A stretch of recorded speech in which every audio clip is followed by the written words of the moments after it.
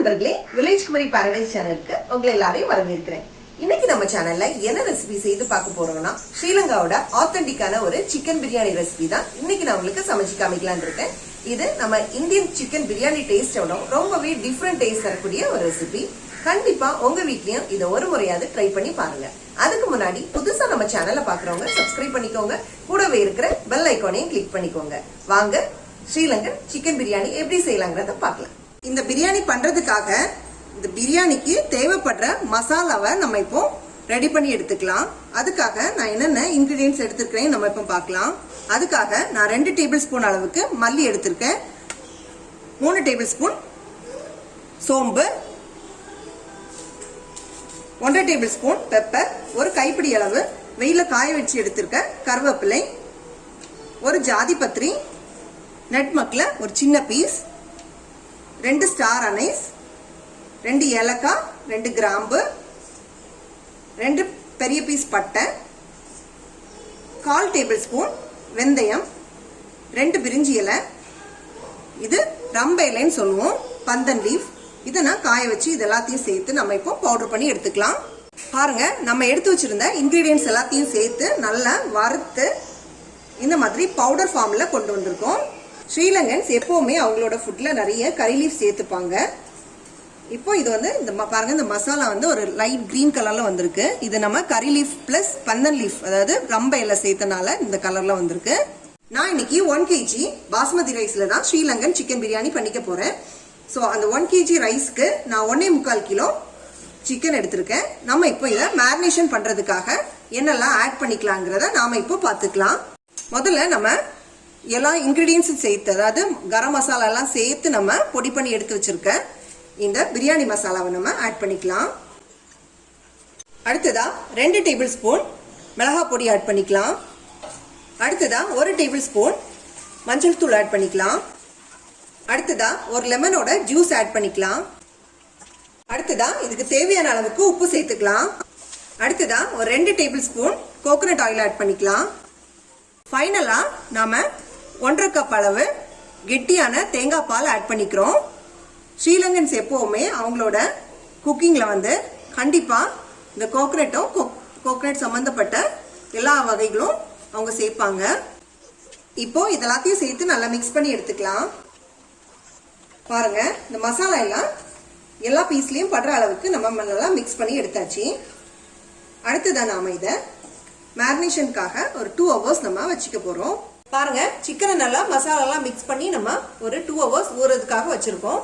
அடுத்ததான் இந்த மாதிரி ஒரு அகலமான பாத்திரத்தை நம்ம அடுப்புல வச்சுக்கலாம். பாத்திரம் நல்லா காஞ்சிருச்சு. அடுத்ததான் இதுல தேவையான அளவுக்கு கொஞ்சமா கோகோனட் ஆயில் சேர்த்துக்கலாம். அடுத்ததான் 2 டேபிள் ஸ்பூன் அளவுக்கு கீ ஆட் பண்ணிக்கலாம். பாருங்க, எண்ணெய் நல்லா சூடாயிடுச்சு. அடுத்ததான் நம்ம இதுல ஆட் பண்றதுக்காக ஒரு பிரிஞ்சி இலை, ஒரு தக்கோலம், ஒரு பீஸ் பட்டை, 2 ஸ்டார் அனைஸ், 3 ஏலக்காய், 3 கிராம்பு இதெல்லாத்தையும் நம்ம ஆட் பண்ணிக்கலாம். அடுத்ததா நம்ம ஒரு 3 பெரிய வெங்காயத்தை இந்த மாதிரி ஸ்லைஸா கட் பண்ணி ஆட் பண்ணிக்கலாம். இப்போ வெங்காயம் வதங்குறதுக்காக கொஞ்சமா சால்ட் ஆட் பண்ணிக்கலாம். இப்போ வெங்காயத்தை நல்லா வதக்கி கொடுத்துக்கலாம். அடுத்ததா நம்ம இந்த ரம்ப இலையை ஆட் பண்ணிக்கலாம். இது பந்தன் லீஃப்னு கூட சொல்லுவோம். இது இந்த மாதிரி நீளமா இருக்கும். இதை நம்ம இப்போ கட் பண்ணி ஆட் பண்ணிக்கலாம். இது இந்த ஸ்ரீலங்கன்ஸ் வந்து இதை வந்து நம்ம யூஸ் பண்ணுவாங்க. ரொம்பவே ஒரு அரோமேட்டிக் ஃப்ளேவர் தரக்கூடிய ஒரு இலை தான் அது. இப்போ இது எல்லாத்தையும் நல்லா வதக்கிக்கலாம். இது கூட சேர்த்து பாருங்க, வெங்காயம் ஒரு 80% குக் ஆனா போதும். அடுத்ததா நம்ம கட் பண்ணி எடுத்து வச்சிருக்க 3 பெரிய சைஸ் தக்காளி ஆட் பண்ணிக்கலாம். நம்ம இதுல 1 kg பண்றதா இருந்தாலும் வெங்காயமும் தக்காளியும் கம்மியாவே ஆட் பண்ணிக்கலாம். பாருங்க, வெங்காயமும் தக்காளியும் நல்லா வதங்கிடுச்சு.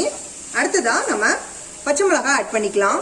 நான் இன்னைக்கு 8 பச்சை மிளகாய் ஆட் பண்ணிக்கலான் இருக்கேன். அவங்க காரத்துக்கு ஏற்ற மாதிரி ஜாஸ்தியாகவும் கம்மியாகவும் ஆட் பண்ணிக்கலாம். பாருங்க, வெங்காயமும் தக்காளியும் நல்லா வதங்கிடுச்சு. அடுத்ததா நம்ம 2 hours மேரினேஷனுக்காக வச்சிருந்த சிக்கனை நம்ம ஆட் பண்ணிக்கலாம். அடுத்ததா பாருங்க, நம்ம இந்த கோகோனட் மில்க் எல்லாம் சேர்த்த இந்த மசாலா கொஞ்சம் வாட்டரியா இருக்கு. இதையும் நம்ம இது கூட ஆட் பண்ணிக்கலாம். அடுத்ததா நம்ம பாஸ்மதி ரைஸை 70% அளவுக்கு பாயில் பண்ணி எடுத்துக்கலாம். அதுக்காக நான் இப்போ தண்ணி ஆட் பண்ணுறேன். இப்போ தண்ணி நான் எந்த அளவுக்குள்ள சேர்த்தேன்னா 1 கப் ரைஸுக்கு 2 கப் அளவுக்கு தண்ணி நான் ஆட் பண்ணியிருக்கேன். அடுத்ததான் இந்த ரைஸை நம்ம பாயில் பண்ணி எடுத்துக்க போற தண்ணியில் நம்ம இந்த கரம் மசாலாவை முழுசாவே ஆட் பண்ணிக்கலாம். இதுல நான் என்ன எடுத்துக்கிறேன்னா 2 பிரிஞ்சி இலை, 3 ஏலக்காய், 3 கிராம்பு, 1 ஸ்டார் அனீஸ், 1 தக்கோலம், இதெல்லாத்தையும் நம்ம இப்போ ஆட் பண்ணிக்கலாம். அடுத்ததான் நாம இதுல கொஞ்சம் மல்லி இலை, கொஞ்சம் புதினா, அப்புறமா இந்த பந்தன் லீஃப் நம்ம ஏற்கனவே சொல்லியிருந்தோம், இந்த ரம்ப லீஃபை நம்ம இதுல கொஞ்சமா ஆட் பண்ணிக்கலாம். அடுத்ததா ஒரு 3 டேபிள் ஸ்பூன் கீ ஆட் பண்ணிக்கலாம். அடுத்ததா நம்ம ஆட் பண்ண போற இந்த ரைஸுக்கு ஏற்ற விதமா நம்ம கொஞ்சமா உப்பு சேர்த்துக்கலாம். அடுத்ததா ஒரு எலுமிச்சையோட சாறை நம்ம பிழிஞ்சு ஊற்றிக்கலாம். நம்ம இது எதுக்காக பண்றோம்னா நம்ம சாதம் வந்து உதிரி உதிரியா வர்றதுக்கு தான். இப்ப பாருங்க தண்ணி நல்லா கொதிச்சிடுச்சு. இந்த டைம்ல நம்ம எடுத்து வச்சிருக்க பாஸ்மதி ரைஸை ஆட் பண்ணிக்கலாம். இப்போ ரைஸ் எல்லாத்தையும் ஒரு வாட்டி நம்ம கலந்து விட்டுக்கலாம். இது ஒரு 70% வந்து நல்லா வெந்தா போதும். அது வரைக்கும் நம்ம மூடி வச்சு வேக வச்சுக்கலாம். பாருங்க சாதம் 70% வெந்திருக்கு. இதை நம்ம இப்போ இந்த சிக்கன் கூட ஆட் பண்ணிக்கலாம். பாருங்க சிக்கன் நல்லா வெந்துடுச்சு. நம்ம இதை ஒரு வாட்டி கூட நம்ம கிளறி விட்டுக்கலாம். நம்ம இதை தம் போட்டுக்கலாம். தம் போடுறதுக்காக இந்த மாதிரி ஒரு பழைய தோசைக்கல்ல நம்ம இப்போ அடுப்புல வச்சுக்கலாம். இப்போ பாருங்க தோசைக்கல் நல்லா சூடாயிடுச்சு. அடுத்ததா நம்ம இந்த பாத்திரத்தை இந்த மாதிரி மேல வச்சுக்கலாம். அடுத்ததா நாம இதுல லேயரா சாதத்தை நம்ம ஆட் பண்ணிக்க போறோம். முதல்ல நம்ம ஃபர்ஸ்ட் லேயர் சாதத்தை ஆட் பண்ணிக்கலாம். அடுத்ததா கேரட்டை நம்ம நீள்வாக்குல கட் பண்ணி ஆயில்ல ஃப்ரை பண்ணி எடுத்து வச்சிருக்க இந்த கேரட்டை நம்ம இப்போ ஆட் பண்ணிக்கலாம். அடுத்ததா நம்ம ஆயில்ல ஃப்ரை பண்ணி எடுத்து வச்சிருக்க இந்த ஆனியனையும் ஆட் பண்ணிக்கலாம். இது நான் கோல்டன் ப்ரௌன் கலர்ல நான் ஆனியனை நல்லா ஃப்ரை பண்ணி எடுத்து வச்சிருக்கேன். அடுத்ததா கீல ஃப்ரை பண்ணி எடுத்திருக்க கேஷ்யூ கொஞ்சம் ஆட் பண்ணிக்கலாம். அடுத்ததா கீல ஃப்ரை பண்ணி எடுத்து வச்சிருக்க கிஸ்மிஸ் ஆட் பண்ணிக்கலாம். அடுத்ததா நம்ம ஆயில்ல ஃப்ரை பண்ணி எடுத்து வச்சிருக்க இந்த கருவேப்பிலையை நம்ம ஆட் பண்ணிக்கலாம். இதான் இதோட சீக்ரெட்டான இன்கிரீடியன்ஸ். நம்ம இந்த கருவேப்பிலையை நம்ம ஃப்ரை பண்ணும்போது நல்லா வந்து கரைஞ்சிடக்கூடாது. இந்த மாதிரி கலர்ல வரணும். இதான் பெர்ஃபெக்டான கலர். அடுத்ததா கொஞ்சமா மல்லி இலை ஆட் பண்ணிக்கலாம். அடுத்ததா மறுபடியும் சாதத்தை ஆட் பண்ணிக்கலாம். அடுத்ததா மறுபடியும் அதே ப்ரொசீஜரை நம்ம கண்டினியூ பண்ணிக்கலாம். கொஞ்சம் ஃப்ரைட் ஆனியன், கொஞ்சமா கேரட், அப்புறமா கொஞ்சம் கேஷ்யூ, அப்புறமா கொஞ்சம் உலர்ந்த திராட்சை, அப்புறமா கொஞ்சமா கருவேப்பிலை, அப்புறமா கொஞ்சமா மல்லி இலை. மறுபடியும் நம்ம சாதத்தை ஆட் பண்ணிக்கலாம்.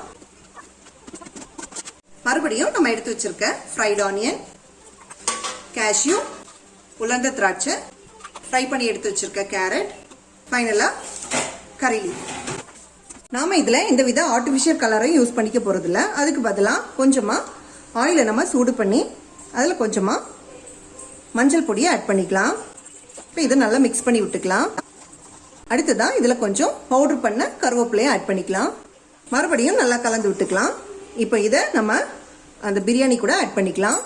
இது நம்ம பிரியாணி கூட ஆட் பண்ணிக்கலாம். அடுத்ததா இதை நம்ம ஒரு மூடி போட்டு மூடி வச்சு அதுக்கு மேல இந்த மாதிரி ஒரு கரமான ஒரு கல்லை நம்ம தூக்கி வச்சுக்கலாம். இது ஒரு 10 மினிட்ஸ் இந்த மாதிரி இருக்கட்டும். ஃபைனல் டச் கொடுக்குற மாதிரி நம்ம ஒரு எக் ஆம்லேட் இதுல ரெடி பண்ணிக்கலாம். அதுக்காக நான் கொஞ்சமா கோகனட் ஆயில் ஆட் பண்ணிக்கிறேன்.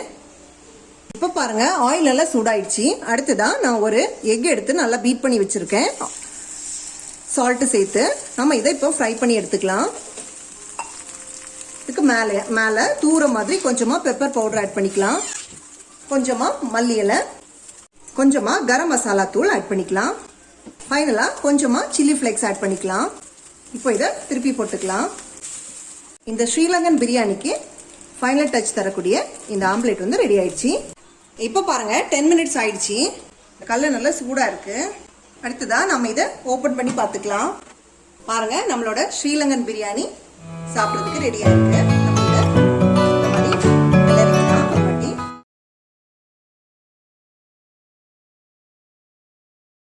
இப்போ ரொம்பவே ஃபென்டாஸ்டிக்கான அதே நேரத்தில் ரொம்பவே டெலிஷியஸான ஸ்ரீலங்கன் பிரியாணி சாப்பிட்றதுக்கு ரெடியாக இருக்குது.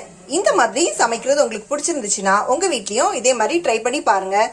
இந்த வீடியோ உங்களுக்கு யூஸ்ஃபுல்லாக இருந்துச்சுன்னா லைக் பண்ணுங்கள், ஷேர் பண்ணுங்கள், சப்ஸ்கிரைப் பண்ணுங்கள். உங்களோட கருத்துக்களை எங்களுக்கு கமெண்ட் பாக்ஸில் பதிவு பண்ணுங்கள். Happy cooking.